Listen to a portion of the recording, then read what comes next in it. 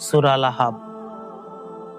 বিসমিল্লাহির রহমানির রহিম। পরম করুণাময় অতি দয়াময় আল্লাহর নামে। তাব্বাত ইয়াদা আবি লাহাবি ওয়া তাব।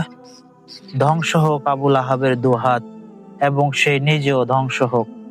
মা আগনা আনহু মালুহু ওয়া মা কাসাব। তার ধন সম্পদ এবং যা সে অর্জন করেছে তা তার কাজে আসবে না। সায়াসলা নারান যাতা লাহাব। অচিরেই সে দগ্ধ হবে লেলিহান আগুনে।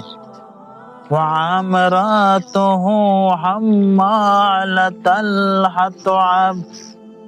আর তার স্ত্রী লাকড়ি বহনকারী।